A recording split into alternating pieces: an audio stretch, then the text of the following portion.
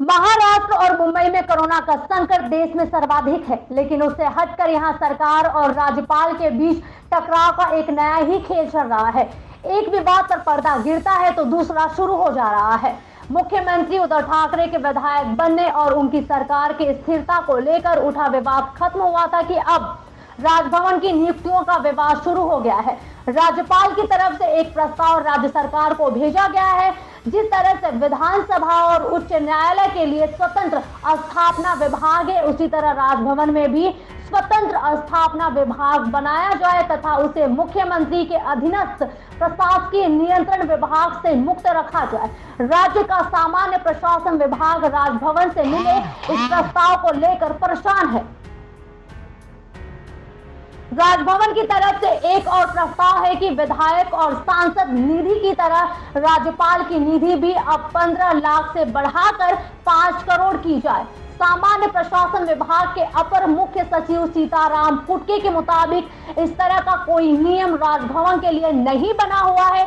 उन्होंने कहा है कि इस बारे में राज्यपाल निधि के बारे में राजभवन को एक राय मांगी गई है, लेकिन अभी तक कोई जवाब नहीं मिला है। राज्यपाल से मुलाकात का समय भी मांगा गया है, लेकिन उन्होंने इनकार कर दिया है।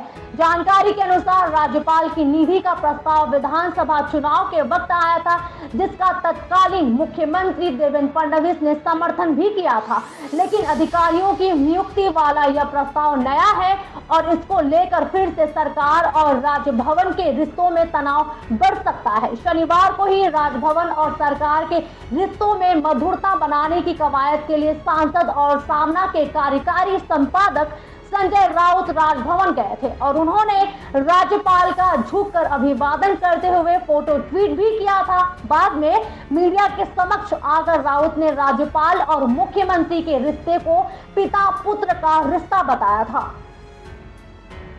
जब उद्धव ठाकरे के विधायक पद को लेकर राज्यपाल और सरकार के बीच तनाव बढ़ा था, उस समय संजय राउत ने ट्वीट कर राज्यपाल पर अप्रत्यक्ष रूप से हमला बोला था और कहा था कि राजभवन को राजनीति का केंद्र न बनाया जाए। वैसे भी प्रदेश में पूर्व मुख्यमंत्री देवेंद्र फडणवीस द्वारा हर मुद्दे को राज्यपाल के समक्ष ले जाने को लेकर भी आए दिन सत्ताधारी दल और विपक्ष के बीच टीका टिप्पणी का दौर थमने का नाम नहीं ले रहा है। ऐसे में राजभवन में अधिकारियों की नियुक्तियां और उनकी पदोन्नति के अधिकार का मामला कई सवाल खड़ा करता है। आखिर राज्यपाल क्यों ये अधिकार चाहते हैं? वैसे भी राज्यपाल भगत सिंह कोश्यारी प्रदेश में राष्ट्रपति शासन लगाने से लेकर देवेंद्र फडणवीस को फिर से मुख्यमंत्री पद की शपथ दिलाने के राजनीतिक घटनाक्रम में कम विवादों में नहीं रहे हैं। इसके अतिरिक्त उन पर सीधे प्रशासनिक अधिकारियों से संपर्क कर राज्य सरकार के कामकाज में दखल देने के आरोप भी लगे हैं और एनसीपी प्रमुख शरद पवार ने इसकी शिकायत प्रधानमंत्री नरेंद्र मोदी को भी की है। ऐसे में राजभवन में स्वतंत्र स्थापना विभाग का मुद्दा कई सवाल खड़े करता है। विशेष बात तो यह है कि राजभवन में केंद्रीय कैडर के एक अधिकारी की नियुक्ति भी की जा चुकी है। इस अधिकारी के दर्जे और उसके वेतन को लेकर सामान्य प्रशासन विभाग ने अपनी टिप्पणी भी की थी, लेकिन बाद में उसे मान्यता भी दे दी गई। लेकिन इसके बाद अब राजभवन प्रबंधन नियंत्रक पद के लिए एक और केंद्रीय सेवा के अधिकारी की प्रतिनियुक्ति का प्रस्ताव सरकार के पास भेजा गया है।